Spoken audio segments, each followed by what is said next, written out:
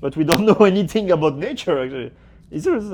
So of course we are disconnected as human beings, especially in the, I would say, developed country, like developed world. I call it as developed world. Maybe in a less developed society, they are more connected.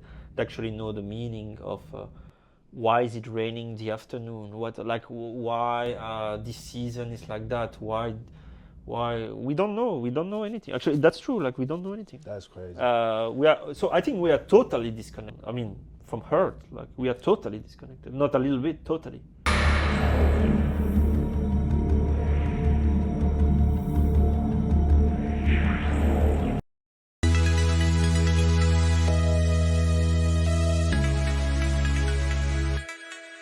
Get in it now. I'm feeling intro today. What's good? Welcome to Beyond the Hustle. Welcome back. I don't even know what episode we are on, but we're on the road to 100. I'm here with an amazing young creative by the name of Gille. Hi guys. Hi everyone. Welcome. Yes, Hi, sir. Evan. Hello. As you know, on this podcast, we dive into the driving forces behind creative and successful individuals. We go beyond the typical hustle mentality to explore the true wellspring of your achievements, which I hope to explore your creative energy. So I'm excited to be here. If you haven't already, make sure you hit that subscribe button, comment, like, share. Hopefully you gain some value. Perhaps we can inspire some epiphanies from this conversation, but it's a pleasure to have you. Nice to meet you. Welcome to the space, Gille. Thank you, bro. How are you? I'm fine. How you feeling today? I'm fine. I struggled a bit to find a location, but I finally got it. I'm very happy. Hopefully I can talk about my journey. Yes, sir. And maybe give some inspiration to young people who want to start a business and do something different with their life, I would say. For sure. I mean, well, first and foremost, I think the fact that you have essentially built a world from scratch here in Taipei, Taiwan is already quite extraordinary. I know your restaurant is called Nomad. Yep. And it's here in Taipei, Taiwan. Yep. So talk to me first and foremost about the name. Why Nomad? The name comes from my journey as a person, as a chef. When I was 20 years old, I'm from Belgium originally, so I was working in Brussels as a very apprentice level. Like I just started my career, right? I worked with a chef that inspired me a lot, and he always told me like, "Oh, Belgium is such a small country. Really? If you want to learn and be valuable and discover the world, as a chef is the best entrance ticket to go everywhere, find a job, explore different country, different culture, and learn." Right. So very quickly, when I was young, 20 years old, I was already like ready to go. That was my dream. Like my dream was to go to work abroad. Yeah. Actually, I was dreaming to go to the US. That was my first thing. I always wanted to go to the US, especially California. I don't know why, but so I tried, but it's not easy to get like a green card working there. It's not that easy. So I ended up going to Mexico. That was my first destination. Really? Yeah. Your first exit from Belgium? Mexico. Mexico. 20 years old, 21 years old, I arrived in Mexico. By the way, what's the name of the chef that mentor? The chef I was working in Belgium? In Belgium, yeah. Maxime Lenoir. Shout out Maxime. Yeah. I don't know where he is now, we are not, but good inspiration for me. No, for sure. I think that's very important, man. Yeah. There's certain characters that I think put you on a path. He actually, I know he opened a restaurant in Dominican Republic, and and then he moved to Spain, and then we lost touch, but it was an inspiration in a way. Like I like the guy and all we think about. He was not closed-minded, like such as other Belgian chefs who were more like, no, you need to do all your career in the same city, the same place, or surrounded with the same people, do this traditional food. No, you can. It was a bit more like, I would say open-minded. That's amazing. Yeah. That's fine. So I ended up in Mexico. Then, I stayed there for 2 years in total. Ended up working. What city in Mexico? I was in the south. I was in Isla Mujeres. Isla Mujeres. Yeah, it's called close to Cancun, like Caribbean part. Nice. So I ended up working there in a hotel on the beach. I was the only foreigner working there. Wow. For the employees, the only foreigner. I didn't even speak Spanish, but they hired me because they said, "Oh, you come from Belgium, you learn like French cuisine. We have an international restaurant there." Yeah. So they hired me and ended up working there, learning Spanish in the kitchen. Nice. And I had so much fun. I mean, I was also 21 years old. Oh yeah, of course. It was such an adventure. Like, opened my mind so much because come from Brussels, I arrived in like Mexico. Right, and Belgium is landlocked. I've Yeah. been to Belgium a few times. Yeah. Beautiful country, amazing Yeah. stuff. But I can imagine growing up there, Yeah, it's. But you also, haven't seen the ocean. The ocean is always so far. of course. Ocean, seafood, beach culture. I mean, Mexico is such a wonderful country that I had the time to explore, learn Spanish, That's walk nice. in the kitchen, work with real Mexican chefs that teach me how to do the real stuff. También. Yeah, muy bien. Hey. And then, well, I had a lot of fun, to be honest. Well, then, to come back to the name Nomad, every time I go back home, my family, my friends started calling me Nomad because I was, for the last, no, it's been like 12 years, something like that. I'm always on the road, kind of. So I stay 1 year in the country, 2 years, I come back. I was not settled somewhere. Yeah. I'm finally settled in Taiwan now because I opened my own business, and I don't have the intentions to move anywhere anymore. I'm tired of it. Yeah.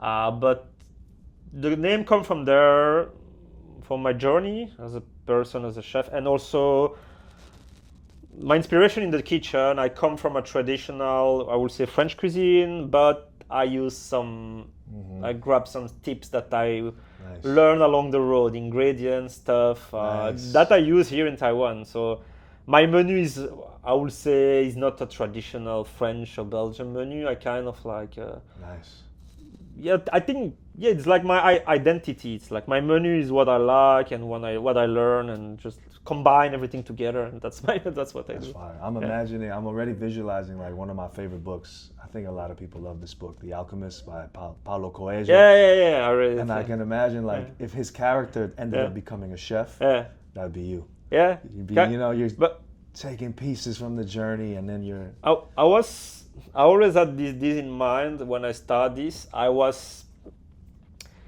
like this, like this character with like, you just put your knife in your bag. You put your knife and you just take, we have one backpack and you just like travel around the world, and you just like, you stay there, you work a couple of months, and then you leave and you go to another country and you meet different people.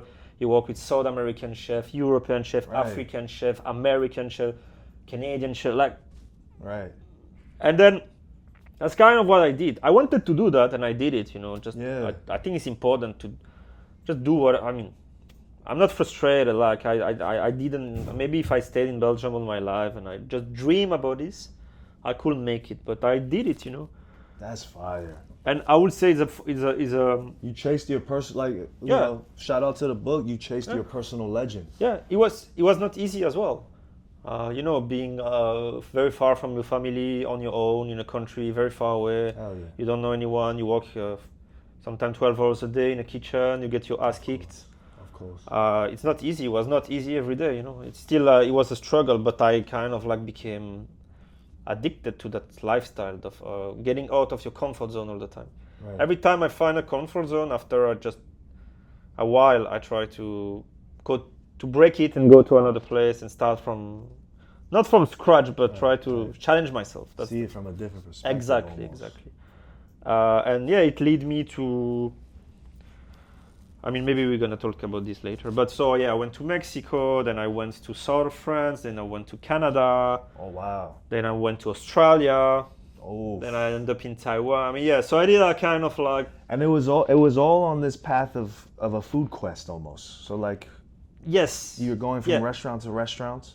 Yeah, so the idea in my mind was always like, I go to a new country, I use my work, my capacity to find a job very quickly, to be able to learn, but on the side, it's not just about working. On the side, on my day off, on my free time, I explore what this country has to offer. I go to the market, I go to eat in different restaurants, I try to learn about because every country is different, right?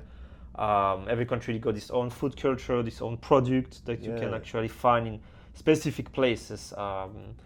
So I always try to do that in order to learn and to become. Of course, I could have done that 20 years more. I mean, I'm not over. The journey is not over. Of course not. I'm still learning in Taiwan every day. I can imagine. Yeah, there is so many different ingredients, things. This place is like almost, you know, people think of Taiwan, and I think they have their connotation of what it is based on the news, the media, et cetera, et cetera. Sometimes they still confuse it for Thailand. But Taiwan is like, for me, I was born in Hawaii. It's like a Hawaiian jungle in some parts. And then in other parts, it's like mountainous. Yeah. So like, I can only imagine the level of ingredients and food that has yet to be tapped out here. Yeah, I mean, for a European person, I mean, as I am from Belgium, Taiwan, of course, yeah, you have a lot of different ingredients, sauces, dry fish, conserve, pickled, a lot of things that comes. Of course, all the product from Japan as well, because it's heavily influenced from Japan. Yeah. So it's still, I'm learning a lot of things here. And I'm using it in my restaurant right now to keep kind of like challenging myself in the food I create. And having fun. It's also about having fun, because I say the moment I open my own place, I want to do whatever I want in terms of cuisine, in terms of like full creative control. Yes, yes. Like that's why I actually don't have business partner. I mean, it's a choice. Right. I do whatever I want, and I can be totally creative, and I can have fun. And it's not about fine. I don't do fine dining. Is I would call more like a bistro style, but I like this idea of generosity. I think sometimes fine dining miss a bit the generous part. So I like this idea to be generous and creative. Dope. So having fun, because I say, if I open my own place, money is important. Of course, you open a business to make money, but I want to have fun. I want to have fun in what I do. It's not about just make money. Selling, I don't know, something you don't like to do just to make money. Right. It's not really something I was looking for, and that's not what I'm doing. So it's I mean, it's been a interesting journey. Combine all those years of experience and then you arrive and you in this one house. And everything comes, like everything that you learn, and like you just at some point you are able to create something, and these things work. Like my restaurant is working okay, is doing well. That's amazing. Yeah. You're feeling it. I can sense that you're like happy with what you're creating right now. Because it's a sense of achievement. That's more than the money or everything. Because when I opened, I was like, I don't know if my food people are gonna like. We're in Taiwan. Yeah. The tastes are different. Because your palate is so worldly at this point. I can only imagine. And I had to be a bit careful about this as well, because you're in Taiwan. You always lack of confidence, like as a foreigner, even as a business owner. When you start a business, nobody's truly guaranteed like, I'm gonna open, I'm gonna make it, you can have the mindset, but you're always a bit not insecure, like about, you never know what's gonna happen. Right. I was insecure when I opened. I was like, I take a big bet. That's natural. And it worked, and the feedback of the customer, like, have been truly very good so far, both foreigner and Taiwanese, which please me a lot from both parts, right? That's dope. And I do exactly what I want to do. Like, so it's not like I'm doing things just to please local people, but like some more Asian flavor or Taiwanese. I just do it the way I like. Yeah. But they like it as well, so it's cool. Yeah. It's like I would say that's the sense of achievement I got. Even if, sometimes you have some frustration stuff, but still some people, sometimes they don't understand what I do. But how big is your team right now at the restaurant? Oh, we're a small restaurant. We are 5. Oh, that's fire. Yeah. Oh, so this is like really boutique. Yeah. Jam. You guys are almost like a creative art studio. Yeah. So I have one led by you. You're like an artist with a team that. Yeah. Yeah, I You're got. swagging right now. Yeah, so I have one guy in the kitchen, and there is actually two guys in the kitchen, one on the weekend, and two person on the floor. How many Yeah. covers are you turning right now? I can fit 28. Ooh. But we are usually Very taking. intimate. Yeah, it's very intimate. Try to make like a very cozy space. We try to take as maximum, 28, 30 cover a night, but it's not full every night, of course. But Yeah. we try to keep the place comfortable, I would say. I mean, that already sounds like a very engaging experience. You know, of course, when you're in, you're in someone's house essentially. You as the chef, It's a bit there's a hospitality element that doesn't feel like a restaurant anymore. It's a bit the idea because there is open kitchen. You can actually see everything when you're on the first floor, right? You can see everything from the pass coming out from the kitchen, and we are very close to the customers. So I often go to the dining room, talk to people, and it's a bit like you come in my house and I provide you an experience. I mean, you need to offer an experience, right? It's in restaurant business. You need to offer an experience. So if you offer this kind of cuisine here in Taipei, it's already different. And then the experience, of course, then you don't fool people, right? Like an experience that you provide a nice quality of food for people, not just pretending you're selling something not good just because, I don't know, you are European, you arrive. You know, I don't do that. I just try to. Did you feel like there's a culture of that here in Taiwan? Yes. You noticed that? Yeah. Interesting. I noticed that. I don't like it. I think a lot of people, they take or they took in the past some advantage the fact they're foreigner.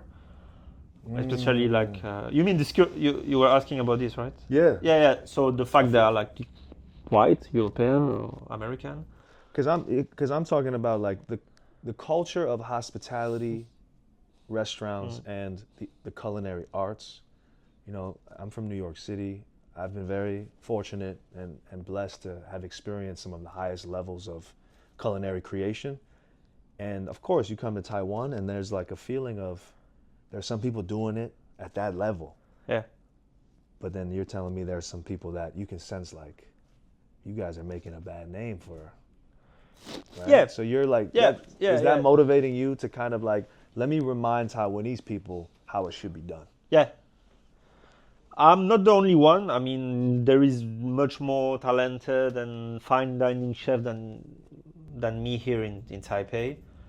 But on my field, this kind of like more modern bistro vibe, and I think I'm good, of course, about what I'm doing. That's exciting. And I think the fact that we don't fool people, I think people can just feel it, you know. Like they're not stupid. They're not stupid. People can feel it, you know. It's just not. I don't use my white face and to just sell something and pretend, I was a chef. Or some guys even they were not a chef, and then they open a business here and they say, I was a chef back in Europe, but they were not, and then they just because of that, you know. So that's interesting. Yeah. So you're seeing some of that because I think it's great to talk to chefs because there's so much lineage and history with where you come from, and a big thing I feel like some of the chef friends I know are there's always these like generational headbutts. How have you experienced that? Because you're young too, so like I'm sure there's maybe guys above you that are like giving you a certain pressure, and then maybe you also are giving pressure to people below you. But how have you navigated that to find your own voice? Or your own style? It's a very good question, actually. I don't really feel that in Taipei because maybe I didn't spend enough time here, and I have some couple of friends chefs, but not a lot. I'm not that connected into the. But when I was young, especially when I was in Belgium, when I was training, that was really like because you are trained by those old, tough chef. Yeah, I've heard some stories. Yeah, tough. Right. French European style. Before you can touch this, you need to peel garlic for 1,000 hours. Like. I was basically trained by those people. I went to school, then I worked in like fine dining when I was young with those people. that are telling you that, yeah, you cannot be happy as a chef. You need to work 40 hours a day. You need to work your ass off. You need to be miserable. You know, that's being a chef is like that. This whole mentality. It was pretty much more like that. And I always think that it's not true. You can be a chef and be healthy and be happy and go to the gym and be open minded and like art and like movie and like and do a lot of things and travel. Be human. Yeah, be human. No, but they were teaching you that kind of like those old school chefs. I think it's wow. You come from that? You yeah, come from that kind of old school Belgium kind of yes. culinary upbringing. Yeah, because most of them, they never left Belgium. They're not that open minded. It's like it was a bit close minded. Belgium is a small country, so sorry to the Belgian people. Listen to me, but it's I say small country, small mentality. Sometimes it's a bit the case. We're talking to the future. Yeah, we're talking to the future, bro. Because I'm sure there's some young, talented, that's culinary creatives right now. That's why. I mean, that's looking at you like, yo, Gille made it out there. He's out there in Taiwan right now. So I was trained by that, and then when I started traveling and stuff, I met so many different people that I was like, I just changed my mind. I didn't want to be like them, because they are like, they're sad people, like just they're sad, It's like, and they are probably still sad nowadays. So I didn't just want to be like them, even if some of them were a good chef, but their life on the side was like. I can imagine. I mean, like Anthony Bourdain, Kitchen Confidential. Like he goes in. You're a chef. You need to be angry. You need to talk to people like shit. You need to go to the bar after work and smash 10 beers because you're a real chef. That's the old school. And it's no, man. Like shut up. Like just don't tell me. And then I did my own way. That's also a reason why I left. Anyway, if I left my country, there is a reason, right? I mean, it's not only about this, but just the close-minded mentality. And then I did my own way, and I met so many cool people along the road. Also some non-cool people, but and I made my own. Yeah, and I made my own. I become, and I'm not the kind of chef I became, even though I have my own business and stuff. I don't scream on people.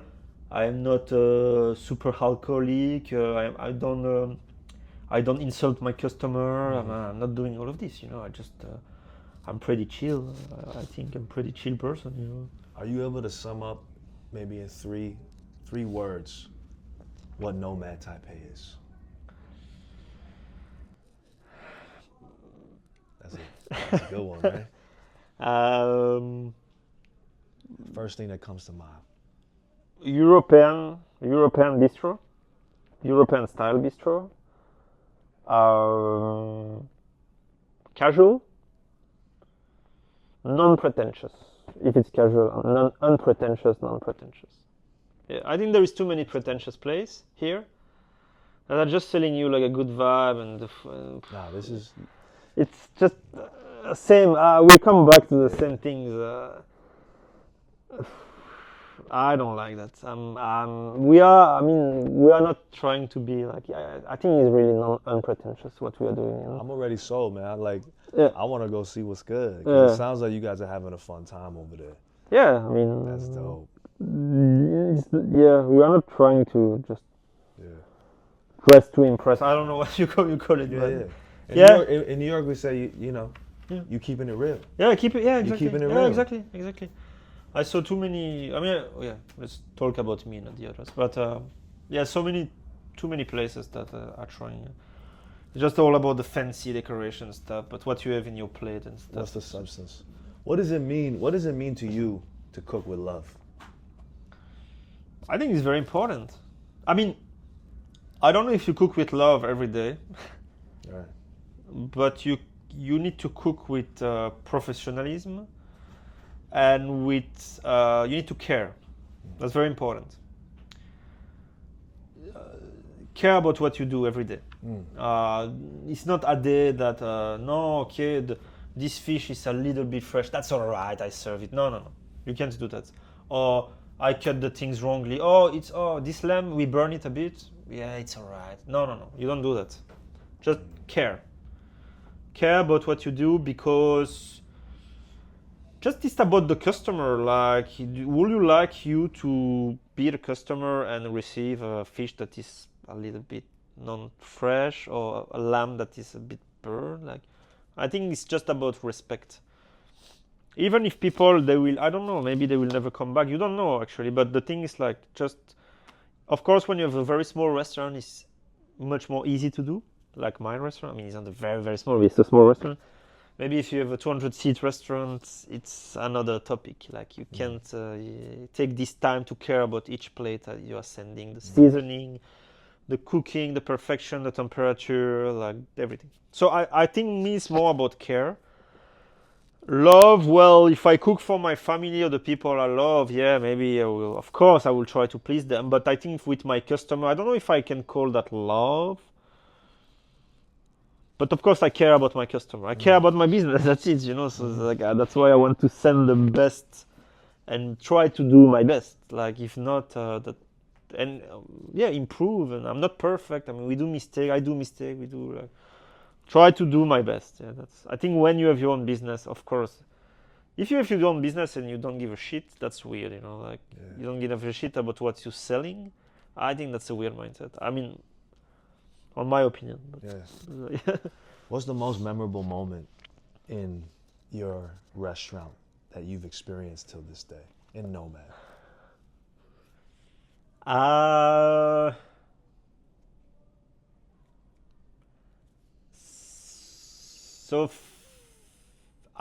don't know. Okay, the one moment. Something, yeah. Okay. First thing that pops to mind, like when you think about. Actually, when I opened, so my neighbor is like an old Taiwanese. He got like a lottery shop. Okay. But he's like probably, I don't know, I would assume 75 years old, something. So it's like totally different generation. Like, you know, like we cannot communicate. I don't speak Chinese. He doesn't speak English. So he's actually talking to my girlfriend. And I was like, he will never come for dinner. Never, ever, ever. Because it's just too different, you know. We are a young, modern European bistro, old tradition. And he was actually looking at me at the beginning like, this Uyghur and like what he's doing in my neighborhood. What he's doing in my neighborhood, you know. Some dodgy business here. And then he saw that we were doing okay. That we are actually normal people trying to do like something good. And they came one night. 4 elder Taiwanese people, they came. Party of 4. Party of 4. Was he dressed up?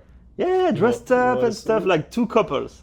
Wow. Dressed up like... double date. Double date, yeah. Double date. They came. Double date at the Nomad. Yeah, they try everything. They love it. They like it. I mean, they couldn't really tell, I think, but they like it. And they left happy. And since that day, it's like so nice to me. It's like... And that make like the fact they just came, you know, they took the time to try. That was touching in a way because I will never expect those kind of people to come. I mean, we are just very two worlds, you know. Like, actually, that was a good moment. That's dope. I felt that. That kind of like touched me. There is also another moment. Yeah, I felt that, bro. I can imagine that because it's just like I will not expect. There's a language beyond language. Yeah. That doesn't need words. Yeah. That's just so human. It's like he came to your restaurant to eat your food. Yeah. And they like it. I know they like it because they finished all the plates. We were to ask them. They didn't even understand exactly because some words were maybe too technical. I mean, you know, but anyway, they finished everything and they like it. They enjoyed it. And since that day, he's like super friendly to me. He knows like, oh, this guy is not like a dodgy. He felt your love, bro. Yeah. He felt the love. Yeah. He knows He knows you put your passion and your spirit into what you're creating. Yeah, and we did something serious. It's a serious business. It's not like we are not like like doing some party every night and annoying all the neighborhood. We are just working seriously and respect the customer, respect the neighbors as well. It's important in Taipei. Respect your neighbors. I think they were afraid that we make too much noise or party, so that's why. That was cool. That's amazing. I had other moments that I like, but that was actually that was cool. No, that's super sweet. Yeah. Of course, in Chinese, for all my Chinese speakers, the Zhangbei. Zhangbei is like the elders. Yeah. There's a filial piety Yeah. ingrained in the culture Yeah. in Asia. Yeah. Of course, it comes from the Chinese culture of just really respecting your Exactly. elder. And there's so many customs. And even the other day, my stepfather reminded me, whenever you enter a room, anyone younger than you, you can put your hand down and shake their hand. Anyone older than you, only if they extend the hand can you react. But you never extend your hand out to an elder. Interesting stuff. So Yeah, very interesting. yeah, so I think that's cool that you come to Taiwan and there's so many cultural gaps. But through food, Yeah. there's a bridge. Exactly. And even if I don't speak Chinese, I go talk to my customers every day. I ask how's the food, how's everything, and it's a good way to connect with people for sure. I wouldn't talk to those people maybe on the street, or you know what I mean, because of the language. Sometimes they don't speak English. Some of my customers don't speak English, but we can still try to communicate. Nice. They tell me, oh, it's delicious. So I see a smile on their face, and Nice. if some people know they became regular and they don't especially speak English, but they are regular. They love it and they're happy. And every time I have a small word for them and they have a word for me, I see they're happy, and that's it. So that's a way. Yeah, of course, I should learn more Chinese. 慢慢来，慢慢来，没关系。Yeah. But it's a good way, and feel integrated also as a foreigner here.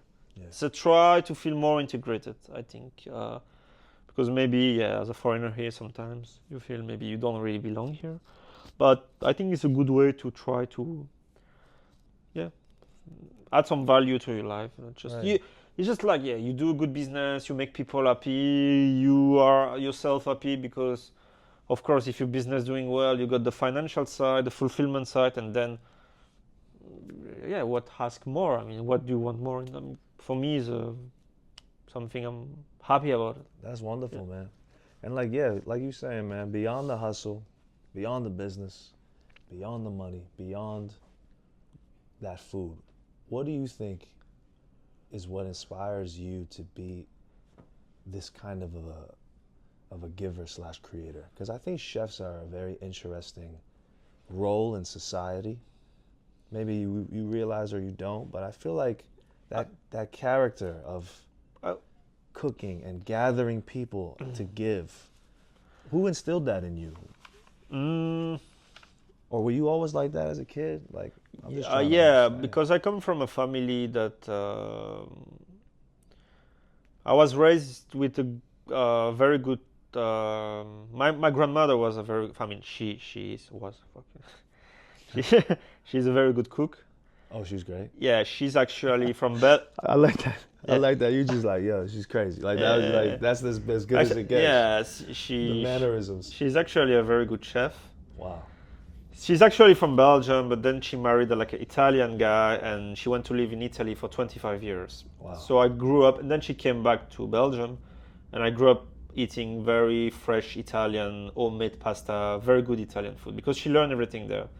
So that was very valuable for me. I think that gave me also, and then my mom learned from her, and we always this in the family. And when I was a kid, I was always in the kitchen, very interested to try. I try to stir in the sauce, and they told me that. So it came very naturally. I will say, I don't know, I don't have explanation.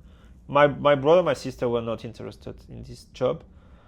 And then I was not good at school. I never liked school, and you need to use your hands to do. I wanted to do something meaningful. I was bored sitting on the desk, listening to some mathematics for it. I was like, what the fuck? I was like so bored. I was like, okay. And then at 16, I decided to go to culinary school, because I was like, well, school's not really for me. I don't see myself working in front of a desk.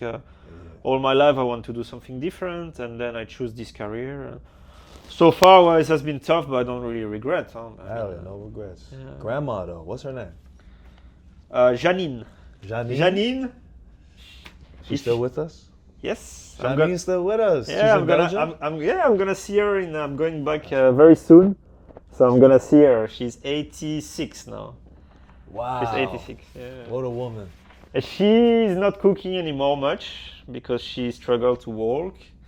So maybe I will invite her to the restaurant that time or something. Hey. Yeah, What's your favorite dish that Grandma, what's her name? Nani? Janine. Janine? Make. What's her favorite? What's her like? What's her classic? She makes amazing bolognese pasta, amazing pizza, and she made a fish called pescado alla livornese. It's like an all baked fish with like tomato, olives, because she used to live in this part of Italy. The Mediterranean. Yeah, Mediterranean, Ooh. like all with olives, capers. It's so good. Damn. That was like killer. Sounds like you might have to make that for her next time, man. I you might need have to ask, do your interpretation. I need to ask the recipes. She say, yeah. And my mom also, she's great, like great cook, especially dessert. Good life, man. Good life. I think that's come from the family. I mean, for me, I don't have other explanation because, yeah, either my brother, my sister, they are not. I wouldn't say they are not interested by this field, but they have their own stuff, right? They are not. Yeah. So I think for me, come from there, and then I found a purpose in life to do. That's amazing. Like, you found your purpose, kind of. Right? Do you imagine there's a higher purpose for the art of cooking, the culinary arts, the relationship with food, and your role in the middle of that? Do you feel like there's a higher purpose? I think that first, yes, I think that you are like, for me, I consider myself, as a chef. Some consider artists, some consider, you can consider. I think we are entertainer. In a way, how I see it, like, basically, my customer, you have a tough day at work, you're tired, you're a bit stressed, stuff. Why you go to the restaurant? What's the reason? Why we are going to the restaurant? We are not going to the restaurant really to feed ourselves. You can feed yourself everywhere. You can go to 7-Eleven, you can... Ifanton. Yeah. But why you go, actually? Because you want... So it's the same why you go... if you go to watch a show, a gig, or you go to watch a very good movie at the cinema. Right. It's a bit the same, right? You go to entertain yourself. Right. You go to please yourself. You go to take care of yourself. So I saw it a bit as the same. We are providing entertainer. We are providing an experience. And people, it's just their moments. They come to the restaurant, couple with the husband, with the friends, and it's the 2 hours they are staying. Just they're in the little bubble, and you provide them as an experience, and they actually maybe will go back home and feel a bit better about their day, their life, because life is not easy. For everyone, it's not easy. So I think you need to have those little moments when you are. And I consider myself as the same as good massage, good movie at the cinema. Therapy. Yeah, therapy. Escape. Yeah, exactly. Escape therapy. So I think for me, I see it exactly as the same. And of course, you feed people as well. That's important. But more like, you part. I think it's important. I see it as an important part of the society as a whole, like restaurant, right? I think it's important. When it was COVID time, some people, they say, restaurants not that important. They can shut down and stuff. I think restaurants are very important. Restaurant, cafe. It's also a place when people gather. It's like a place, because we don't want to end up in a world where nobody meet each other anymore, right? Like it's one of the 3 important social structure aspects of human is there's a work spot, there's a family spot, and then there should be the social gathering spot. Yeah. And I think the restaurant has served that purpose. But of course, many restaurants don't provide that spiritual food, essentially. What do you think? Do you think there's a connection between food and the spiritual nature of people, or the energetical nature? Yes, of course. Depends of the culture, for sure.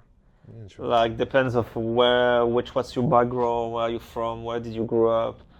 Of course, I'm maybe not the best to talk about this, but of course, like if you have you grew up in India, you have Right, all like spiritual. Right. In Thailand, Right. certain things you can eat, certain things you cannot. You know, like it's all related to your culture and where you Right. come from, where you grew up. Also, your culture. I mean, what's your parent teach you? Which religion are you? Right. Yeah, for sure. It's like it's connected. I love the philosophy of food and art, essentially. You know, shout out to, we were just speaking about it off camera, right? It's July, what is it, 13? July 13 right now? 12. July 12th, 2024.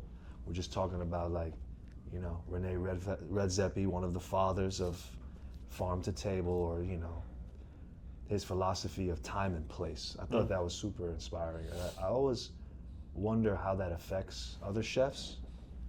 This concept of, like, the minute you pick that ingredient starts to die. So how do you decrease the gap? That's his philosophy. What philosophy drives your cuisine? Of course, I can't. I mean, because I have a European bistro in Taipei, I can't use only local. Of course. I try to go as local as I can. It's mean as Taiwanese as I can. Let me rephrase this. What's your highest version of the philosophy that you would dream would be the representation of my restaurant, like of your world? Because everything is everything is a step in a direction. The highest version, We dream a little bit. Yeah. That's a tough question as well. It's a fun question. Yeah, maybe if I have to, like, kind of like imagine my dream, kind of like what would be like the dream place, or kind of like the dream philosophy, or I'm wondering what that scenario looks like. Because of course there's limitations, as you're saying here in Taiwan, infrastructure, shipment, delivery, supply, of course. What is your philosophy, and what could that highest version of a product be in the perspective of Gille? I think maybe getting out of the city, of the big city, going like into countryside somewhere, maybe close to Ilan, or I don't know, like countryside. Really? Try to have like a garden. Okay. Try to work with like very local fishermen, very local supplier. Use as less as you can of like imported products, and not having like a proper restaurant. It's more like they come really into your house. You know what I mean? It's like you have your own garden. And there is no menu. There is no menu. So people pay a certain price. You charge them. You decide. One big table of like 12 people. Yeah. Every night, you just work maybe 4 nights a week, so I can rest for 3 days. And you go to pick up your own ingredients, as fresh as you can. You prepare a menu. They don't know what they're gonna eat. I mean, they cannot really choose. And you cook for them. And you basically they're in your house. They come, they sit all together. You cook, you serve them, you explain every dish. You say, okay, I want to catch this fish this morning from the local supplier. I want these herbs come from my garden, and you do a fusion, European kind of stuff. That will be That's fire. probably like in the ideal, like, you know, let's be like ideal. So you don't work with delivery. You are not in the city with all the traffic and stuff. You have actually a bigger space, bigger garden, and that will be. And I think it could work. Like if you attract, because people will travel for that. That's amazing. And they come into your house. It's not a restaurant. Yeah. It's like they come into your house. I love that you said that, and it makes me so mad. Yeah. Because I'm just, I'm super open on this show. A little bit about my story. My family comes from Ilan, from Tochang. Yeah. And long story short, we still have land there. It's owned by my cousin, but there used to be the house that my mother, my grandfather, that he built used to be there. It got bulldozed down for its own story. But it makes me so mad because today I look at that land and I look at the pictures of that house, and I literally was fantasizing about exactly what you're saying, just like a concept like that. And I mean, on top of that, you could even so you could live in that house, but you could have like 1 or 2 extra rooms that you rent overnight to the guests, and you can even prepare breakfast for them. It's like, that's cool. But they're in your place, right? And every night you invite some guests. If you can even sit in the garden, wow, even better,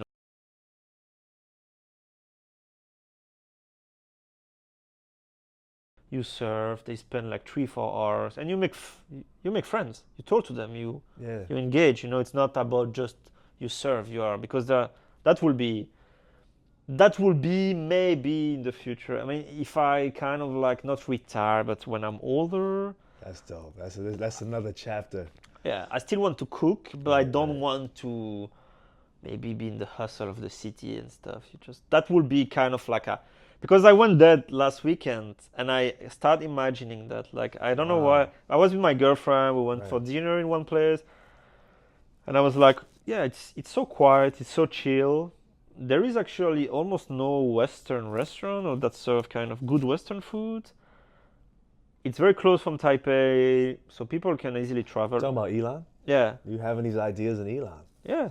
That's awesome, bro. And I was like, I don't imagine myself right now there. I have some stuff to do in Taipei, but you're getting some messages. Yeah, but I don't know. Maybe at some point, and that inspired me a bit. Like, that's cool. Yeah. That's cool. Well, that's why I also believe we're all meeting. Even me and Armel, we don't believe in coincidences. Yeah. We believe in something called synchronicity. Have you heard of this word? Yes, but I'm not sure what's mean exactly. Like, what do you think it means, just off the top of the head? Synchronicity is like things happen at the same time for the right, like yeah, kind you're on of the right. like, Synchronicity is kind of a combination, the way I understand it, between destiny and free will. And it's like this precise moment where something else, and there's different names for it. People call it the universe, people call it God, people call it your angels, will present you with certain moments or ideas, but then it's up to your own free will to recognize it, take it, or not take it. So, have you encountered anything like that? Yeah, I think so. But I think, when I opened my restaurant, I felt that. Really? Yeah. Like, right time, the moment, everything comes together. Yeah, it's hard to understand. Yeah, it's hard to understand. But you can sense it, right? Yeah, you can feel it. Yeah, right time, right moment. Everything. It's like all the piece of the puzzle come. I don't know. Yeah, right. I don't know how to explain. It's like, what do you think that is? What do you think is creating that? I don't know. Some choice maybe. Like you made a lot of choice in your life, and then you arrived at a certain point, and you open like you do take some certain decision, and then probably the good decision, a bit of luck probably. Luck is interesting, right? I don't know what's mean luck, like, because what is that, right? What's mean luck? Like, it's we have the word luck, but I think there's a part of luck also. Everything comes together, energy, stuff, bit of luck, bit of energy, bit of experience, bit of talent, everything combined, and then you are on the right path, kind of like you feel that. I don't know how to explain, but it's like we're ingredients for for another chef. Yeah, but that's exactly right. And on a more practical note, so once you sense those kind of those ideas, what skills do you feel like you have in order to help you achieve desired outcomes?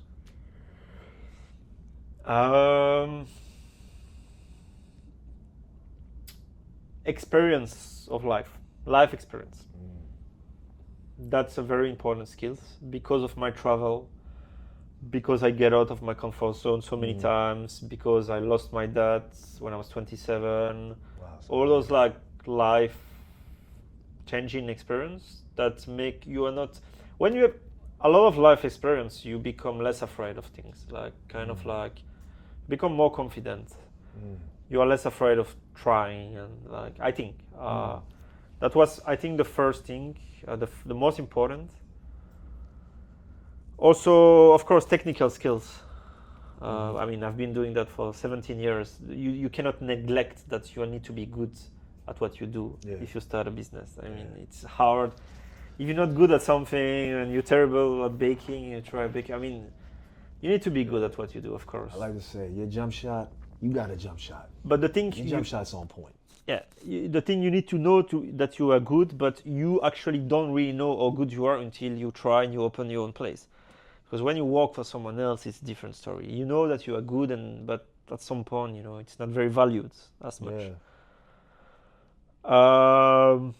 So I would say, confidence as well, technical skills. You need to be good at what you do, and confidence, like believe in yourself, of course. Like if you don't believe in yourself, that's gonna be hard to be successful in business, in any kind of business. I think you need to believe in yourself. And don't listen too much other people. Listen, but don't listen. That's something I learned. Because people, it's like, you need to listen a bit, but also you need to filter a lot. Especially, even the closest people in your life. Exactly. Especially when you open something very competitive, such a restaurant. A lot of people are going to tell you, oh, you're not going to make it. Oh, it's too hard. Cannot make money with it. Too many cannot make money with a restaurant. Cannot make it, too competitive, you're gonna work 7 days a week, a lot of things. I make money. I don't work 7 days a week. I have a life. I mean, without being pretentious, I I don't have business partner. Some people say, no, if you don't have business partner, you're gonna die. Like, so all those believe, You've heard it all. Yeah, all those believe, they're like, you cannot make money, you cannot make it in Asia, you can everything. So I think, don't listen too much, be confident, focus in what you do.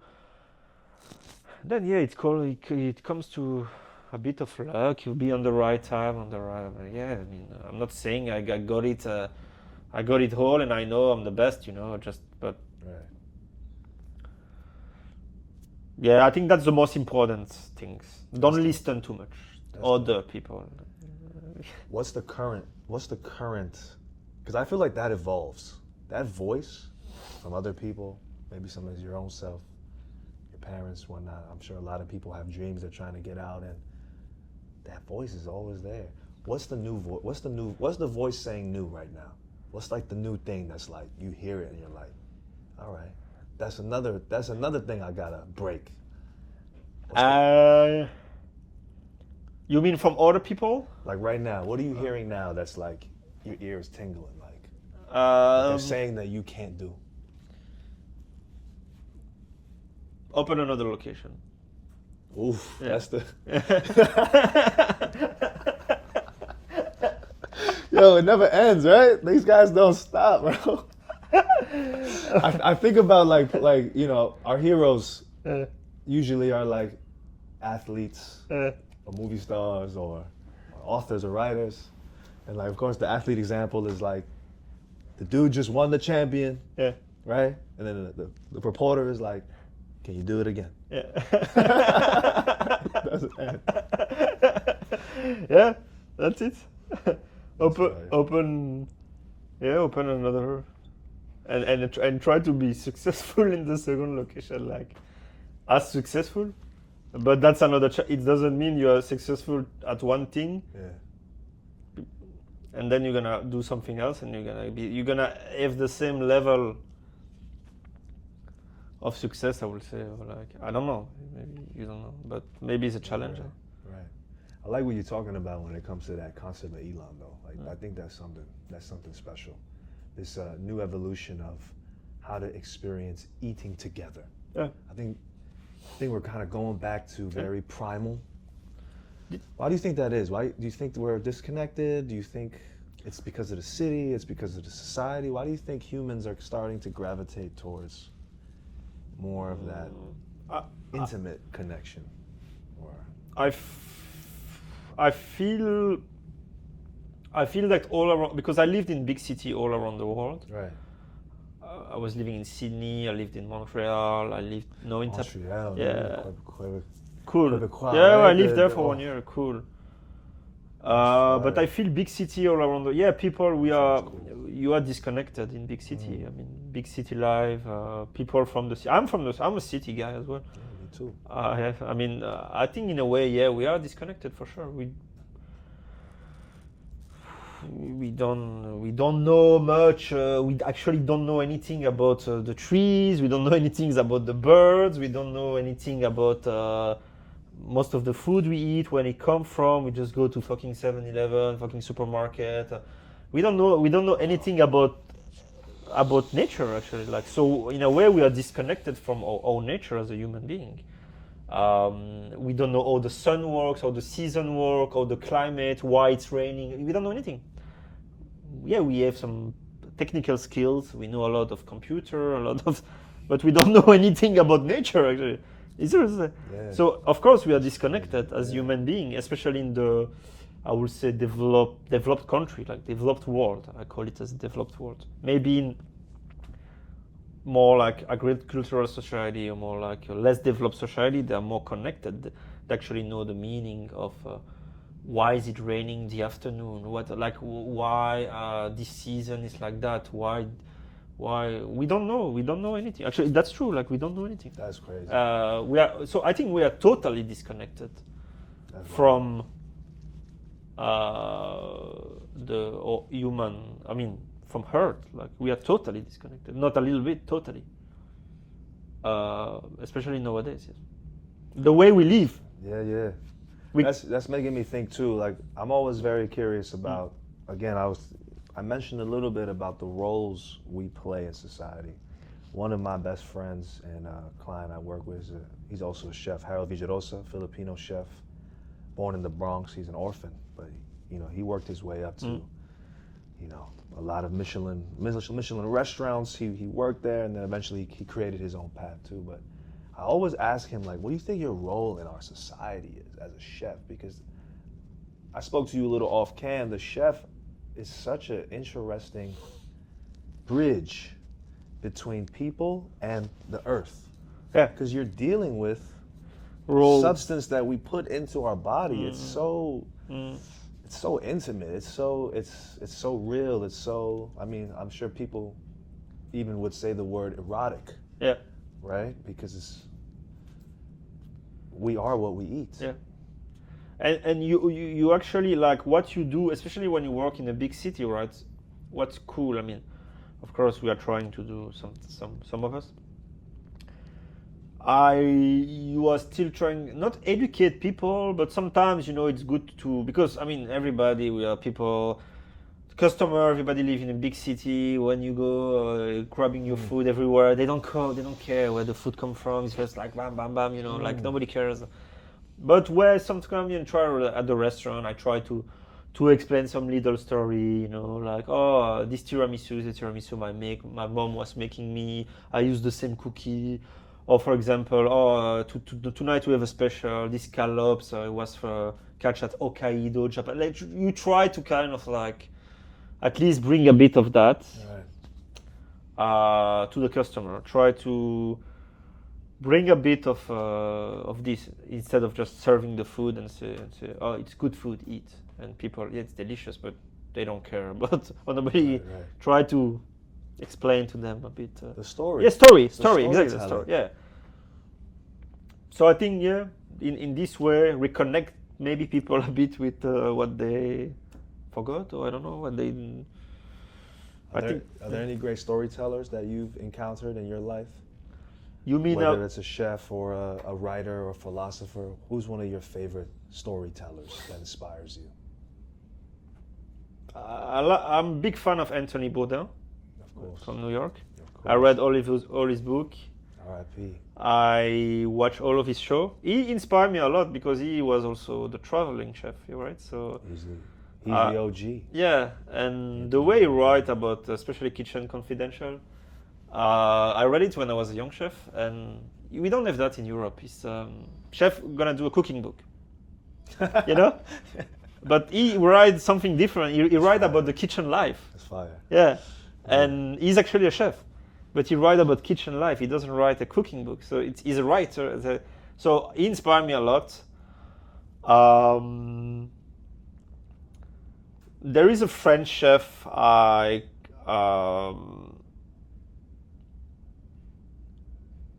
yeah, but he's not that famous. He was famous before. That inspired me a lot. It's called Olivier Rollinger. He's a chef from Brittany in France. I don't think he cook anymore. His restaurant probably even closed. Okay. But he wrote a cooking book that inspired me a lot. He got a 3 Michelin star restaurant in Brittany, and he used all local seafood from Brittany, but he traveled all around the world to bring some spice and herbs and stuff. And this cooking book, when I read it, I was like, it's so interesting. I was like, oh, that's what I want. I mean, that's what you should do as a chef. Like, then other chefs that I like or I followed. Maybe some of them famous, maybe some of them a bit less famous. Not only chef, writer. I read more self-development books, so self-improvement. Self-improvement, self-development, especially nowadays. It can be like artists, singer, musician, movie director, Tarantino. Nice. Like, I don't know. I got many inspiration, of course, like other things, right? Not only chefs, but Anthony Bourdain definitely was like. Very smart guy, very bright guy, very addictive, like very got a lot of addiction to deal with and stuff, but very. I like in New York David Chang. David Chang is a beast, yeah. I also wrote his book. David Chang. He's a very cool guy. I wish I can meet him, but happy guy too. Always in a good spirit, intense.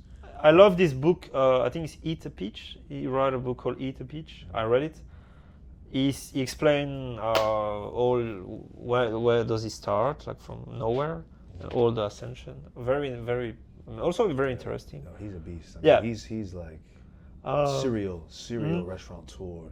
Yeah. Those were the fathers at one point. It was David Chang, Alex Atala from Brazil, and Rene Redzepi. Those were the titans. I think in the 5 years ago. My former chef in Belgium, I worked 2 years with him. He worked at Atala. He was from Brazil for like 3 years. Wow. He teach me a lot of things. That's cool. Yeah. So you know him. I don't know, but he was close to him. Do you see yourself in this community in a competitive way? Do you feel like you're competing with your peers? No, to be honest, no. That's dope. The thing is, like as I mentioned earlier, I'm not a fine dining chef. Right. Maybe in the fine dining world there's more competition. I'm not a fine dining chef. I don't have the pretensions to say or to be. I'm not a Michelin star level chef. I'm good at what I do. Right.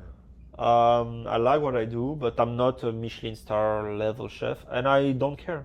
I don't want to be. I don't care. It's not what I want to do. I'm seeing a huge transition, at least from people I've spoken to. Like, there is a divide happening. Yeah. Where I think the people who are in that world are really getting like super tunnel vision on it. Of course, the Michelin, the James Beard, and then on the other hand, you have, I think, people of your tribe who are kind of bringing. You want people to come back to their origin. Yeah. We like. I think you try to be. I mean, it's not trying to be more casual, but have a more casual approach of like dining, less fussy, fancy, and more organic. More fluent. Yeah, fluid. I have nothing. I mean, fine dining Michelin star chef. I respect them. Some of them are very talented and amazing, but that that's not really what's touching me, and interesting me, to be honest. I'm more interested by other kind of chefs or people. What do you think drives your curiosity? What catches your eye or catches your interest? You mean in life in general? In life, but also in relation to maybe a dish. A dish? Or what you're going to create next. I like the philosophy of for a dish I like maximum, so one protein. I like to make it simple and clear and nice. I don't like when there is 20 ingredients on the plate. So one sauce, one protein, meat, fish, can be even like a halloumi, tofu, cheese, and one sauce, even like some herbs, one pickles or one garnish, very small. That's it. I don't like that. That's all I try to be. 4 elements maximum. I like this. Bold. Yeah. Bold bold colors. Yeah. I don't like when there is too much thing going on. Yeah, that's maybe why fine dining is interesting. I worked fine dining when I was younger. Right. But when there is a sauce with 25 ingredients, and I was like, why? It's a bit too much maybe. Make it more simple and straightforward and good. Nice. I think that's enough. I mean, for me, I like it. Nice. A nice piece, I don't know, like a char-grilled cabbage with nice sauce on the bottom, a crispy on the top. That's it, 3 elements. It's delicious. Don't need to add 1,000 of. Right. Yeah. What's your favorite ingredients? Okay. My favorite ingredients. You can go top 3 too. Okay. If one is too hard.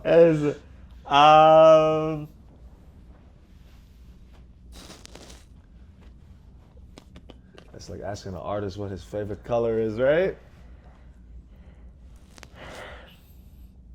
Olive oil.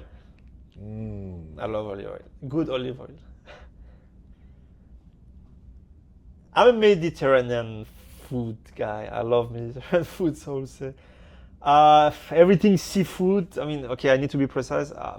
Like nice lobster, baby lobster, king prawn, nice king prawn. Big ass shrimp, king prawn. I love king prawn. I think, and maybe tomato, all sort of tomato. Ox herb tomato, heirloom, cherry tomato, all sort of tomato. Yeah, I love tomato. That's fine. I think tomato is, for me, it's the best. If you say veggie, for me, it's the best veggie. This might be my new question to ask chefs from now on, because I feel like you just dished it real quick. Yeah. Olive oil, king prawn, and a variety of tomatoes. That's a nice app right there. Yeah. A big basket full of tomatoes. Yeah, 30 US on the app right there. Big basket. Ooh, shrimp. Basket of tomatoes with the grip. And olive oil. And you do a dish with this. That's fire. That's nice. Very easy. Have you yourself been out there in the elements? Have you been in, out in the ocean? Have you done some fishing? No. Unfortunately, no. Is that something you hope to do to kind of get back? You speak about nature. Do you hope to maybe do some foraging or expedition? I wish I could have done more. Even going to the wood, picking some herbs and stuff. I did it once back in Belgium with a guide.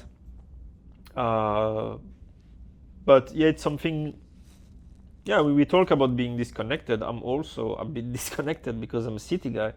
I'm not gonna lie. I don't know how most ingredients are grown, and I mean I have an idea, but I'm not an expert, But I wish I could do in the future when I have probably a bit more free time, go to dive into more of this, this part of the job, I would say, of the chain. Yeah, that's dope. The chain. Where's your favorite? You say you're Mediterranean. Maybe you're gonna answer this question already. But where's your favorite place to travel to today? And where do you hope to travel to next that you haven't been? My favorite place to travel, I usually don't come back often in the same place. I try to go in different places. Of course, there is some favorites. I love Mexico, as I mentioned. I haven't come back for a while now, but I've been there. I lived there for 2 years, and I've been there probably 7 times. Wow. I miss it. It's been probably 6-7 years I didn't go back. So I like it. I have friends there. I speak the language. I like people. I like the food. It's very interesting. It's also a big country, so this part I still Mexican, Caribbean. I would say the Caribbean part. I really like it, even if it's tourist. But you have some spot, right? I miss it. I think I'd like to go one day. Go back, I would say. And the place I really want to go, and it's from next year. I really want to go to Turkey. I've been. Yeah. I did a little 2-month expedition there. Okay. Me and my girl, Turkey. It's okay. Crazy. Yeah. So maybe we can talk about it later. I really want to go to Turkey. I never been. It's in the cradle of civilization. Yeah, between Europe and Asia, and I like Middle Eastern food. The food looks great. The Turkish food I try abroad. You kind of look Turkish. Yeah, maybe. have you ever explored your heritage? No, I never. I know you have a website you can do that. No, right, My right. Heritage or something. Right.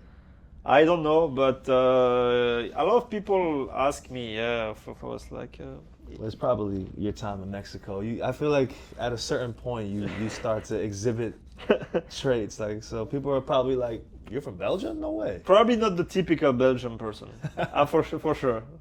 And maybe that's why I didn't stay there. I didn't feel I fit in there.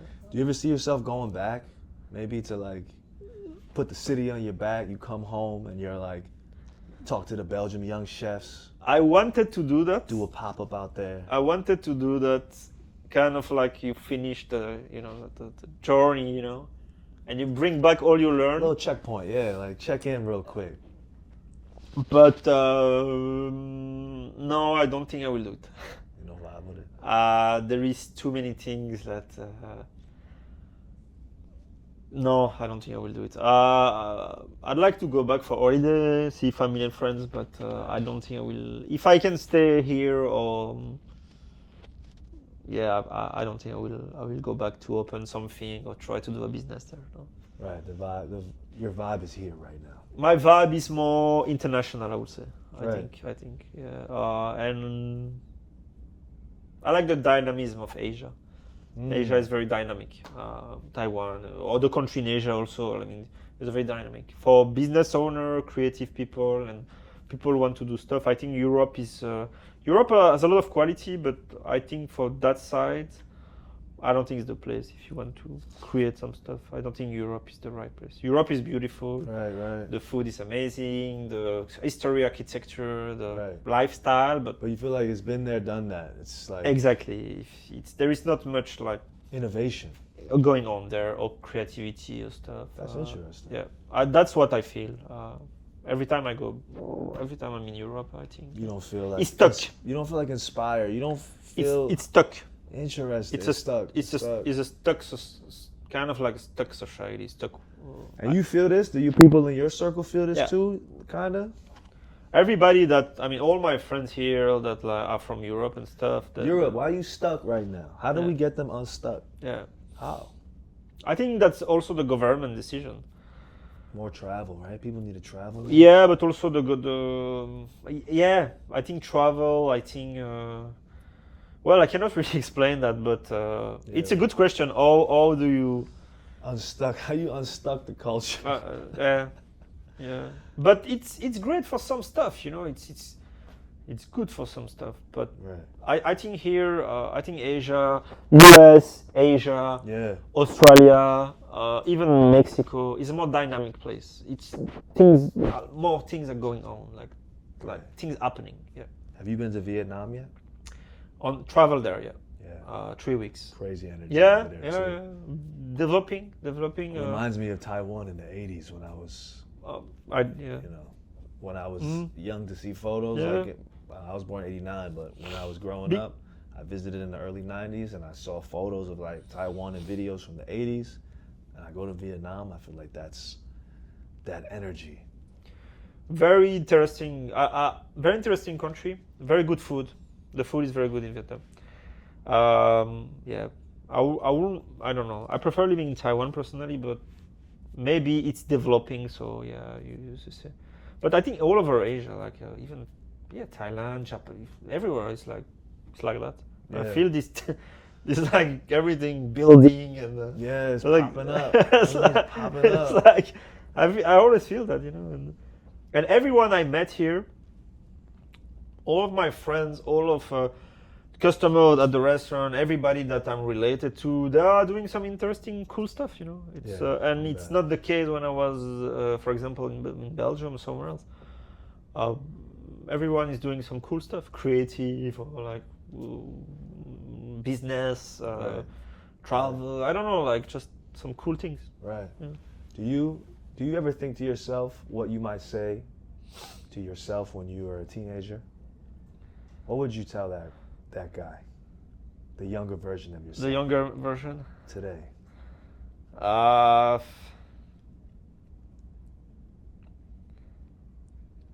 It's not that related to business or travel. I will say don't lose too much time doing unnecessary things.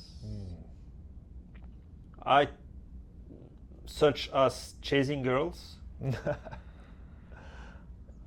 Yeah, because that's an obsession when you're a young male. You know what I mean? It's you.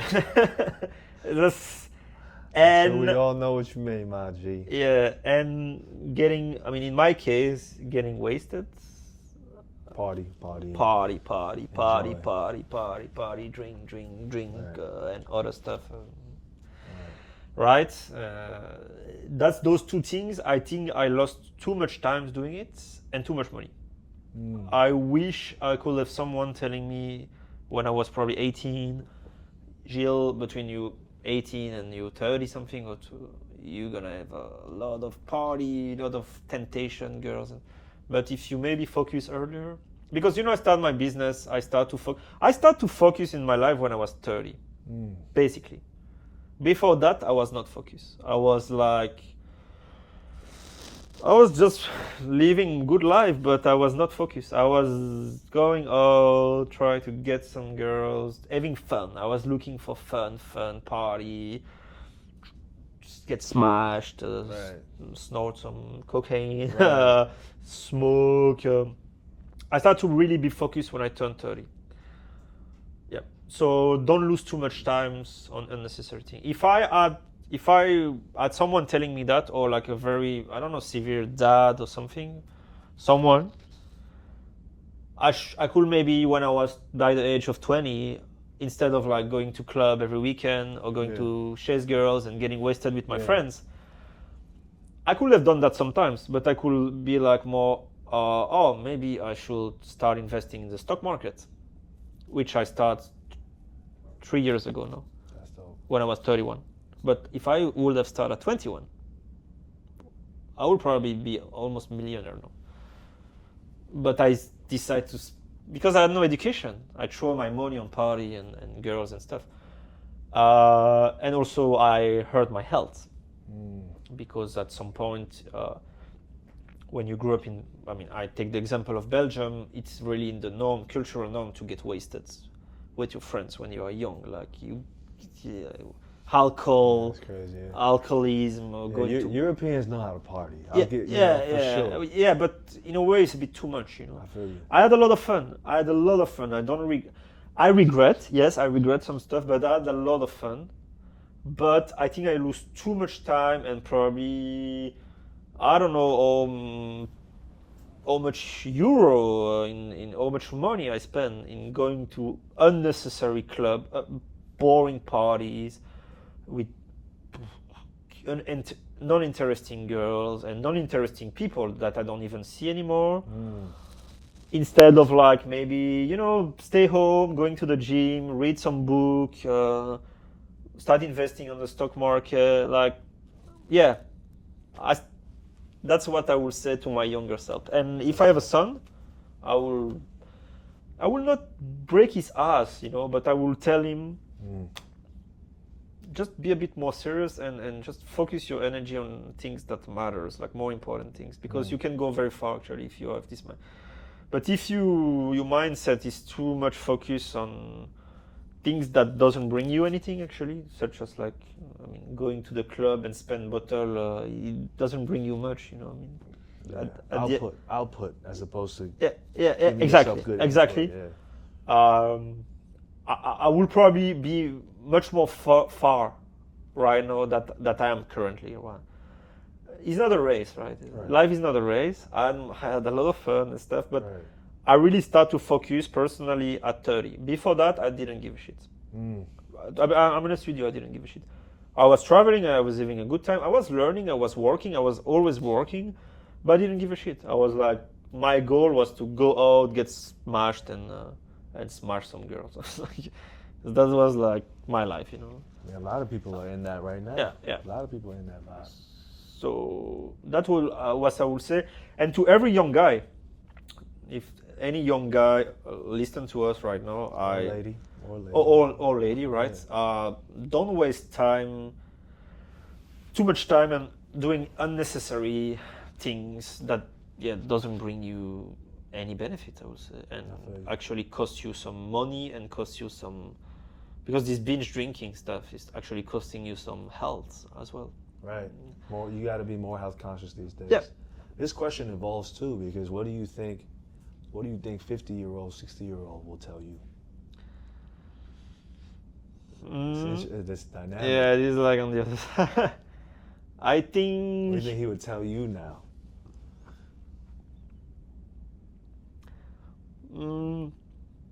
Life is not easy for anyone. Overall, I'm pretty conscious that I have a good life compared to many people on this planet. I'm pretty lucky. I come from a good family, good background. I grew up in a nice country, developed, nice household. I was raised with good value. I had access to very good food, health. Compared to third of the population in this earth, I was privileged. So I can't complain too much. Did some good choice. Some people have access of all of this and they're still miserable. So that's a choice maybe. Right. That's a choice maybe. Right. You choose. If you are born, I don't know, in Belgium in the 90s like me, or you have access to it. You can do everything. You have education, healthcare, safety. Why did you choose to be miserable? It's a bit. No, it's in a way if you're born in South Sudan, maybe the choice is not the same. But you have a choice. You can actually have access to education, travel, to do everything, right? Yeah. So I don't know, maybe I go a bit too far from the original question now, but you're on the path. You know what I mean? I say the old myself, I think I will, even if I have to die tomorrow, I will be okay with my life, really okay. Because I did a lot of things that I wanted to do. It was not perfect, but I will be very okay. Of course, I don't want to die. I want to live as long as I can, but I will be very okay. No regrets. That's fire. No regrets. That's fire. Hell yeah. No regret. I experienced many things. I did a lot of things I wanted to do, and I'm still doing things every day that I want to do. So the point is no regrets. Yeah. That's dope. Well, everything's cherries on top. Yeah. After today. Yeah. And it could always be better and stuff. You don't know because it's my own life. But that's what I say when I come back, when I told to my mom. I say, I don't have much regret, That's dope. What do you think your legacy is and will be? Well, I think legacy is, depends if you have children or not, right? So I don't have children at the moment. I still don't know if I want some. That's still a question. But legacy is also ideology. Ideologic, yeah. You mean the people who knew you, your friends, family, your work and stuff? Right. Yeah. Well, I think it's interesting because legacy, in a way, is a synonym or another word for your brand. Yeah, The brand you leave on Earth or in this reality / dimension or whatever you perceive. like you mark something? Right. Yeah. Your mark, your legacy. What do you know? What do you hope or strive to be known for, or known as? I think a pretty cool guy, interesting, with a lot of story to tell, open mind. That's important. Like open to new people, new ideas, adventurous, adventurous mindset, and hopefully very successful very successful in business maybe, and a millionaire. But we are very far from this in the future. But I think that's what people will remember about me. Yes. Yeah. Is there a dish you think you'll be remembered for? At the moment, I have already some classic at the restaurant that people. What's your signature? Yeah, that's what I'm saying. We have, two dish that people are very crazy about. Nice. One is my beef tartare, which I do it a bit different way. I use Wagyu beef from Australia because I lived in Australia. I like it. And then I do like a confit egg yolk with soy, which is like more Asian style.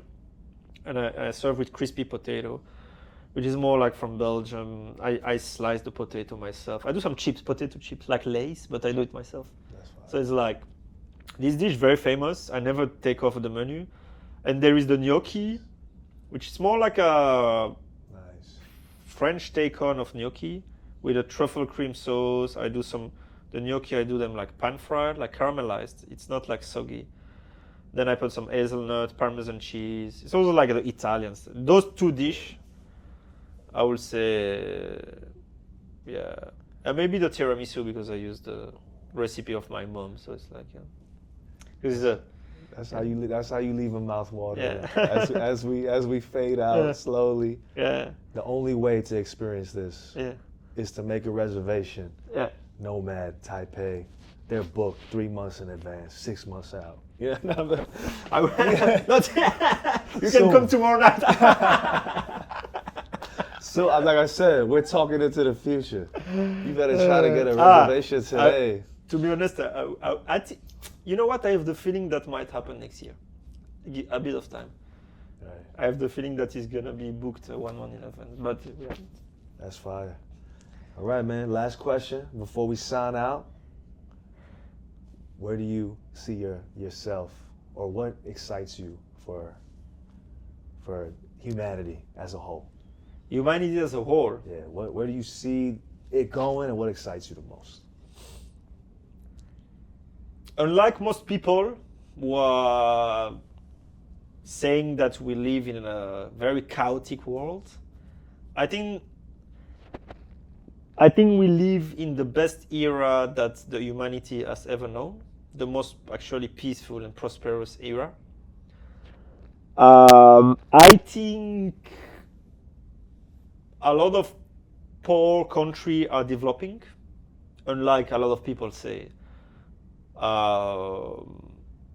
And having access, of course, now with internet everywhere, having access to more information and things are more shared, right? So I think that the world always been chaotic in a way, but there is good in chaos as well. Chaos and like this all. I think that I don't expect that everything is gonna be nice and peaceful, because that's a bit bullshit. Like I expect peace in the world. I think there is part of chaos and conflict that is important. It's part of the human. It's always like that, you know. Like the.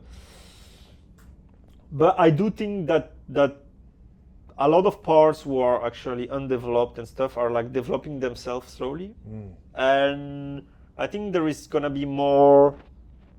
How can I call more? Like the poorest country are gonna slowly but surely like raise, and there's gonna be more like not unity is not the word, but more like we're all gonna be sharing the table together. More like I think that's what's gonna happen. It's gonna take times, but I don't think it's gonna be like it's always been some country, some place of the world very developed, and some other place a big gap. I think the gap is decreasing, and I think you could probably in the future, I don't know how long it's gonna take, travel everywhere.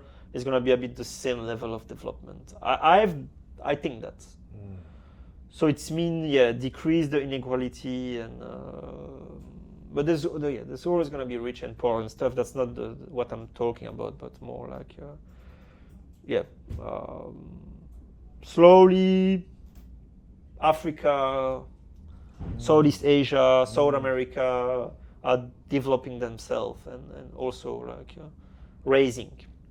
That's dope. For the world to be more like, that's what I'm hoping. That's dope. It's going to be cool if it's like that. You know, like not only just certain part, like the whole world. Like actually, imagine if the whole world is like developed, the whole world. That's gonna be cool, actually. That's a cool concept. Yeah. Like, it's like you see the best of everyone. Yeah. If instead of like everybody knows like, oh, because it's always been like Western world and then East Asia and then a bit the rest of the world and then North America and that's it. You know, like. But imagine if now, like in all the world is developed. It's like, oh, we are, so instead of people going to New York and London and Paris all the time, they're going to, I don't know, Nairobi in Kenya or like, you know, like, I see what you it's mean. everything is like as developed as, imagine if like Nairobi, I never been, but I can. It's like literally more levels in the game. But with their own culture as well, with the, you know, like. Right. That can be interesting, you know, like. That's true. It's like you're almost thinking different versions of the bistro. Yeah. On every continent and every country. Yeah, but we keep their own culture, but at the same level of like development everywhere. Not those very big gaps that you can even see nowadays. Right. I hope that we reach that one day. Nice. And it's gonna take time, but I think it's possible. I do think it's possible. There's always going to be wars and chaos and stuff. It's not always going to happen, but I think that can happen. Sounds good, brother. We might have to continue this conversation at your restaurant. Okay. I'm looking forward to... For sure, come whenever you want. To experiencing... You know, we're here with the Nomad in the flesh, man. Thank you for your time. Thank you so much. I appreciate your perspective. I really appreciate it as well. It was very natural and no bullshit. My dude, we keep it real, and I can't wait to try some of your famous beef tartare. Whatever you want. There you have it, y'all. Beyond the Hustle. Bye, guys. Nomad Taipei. Gille. Was cool, huh?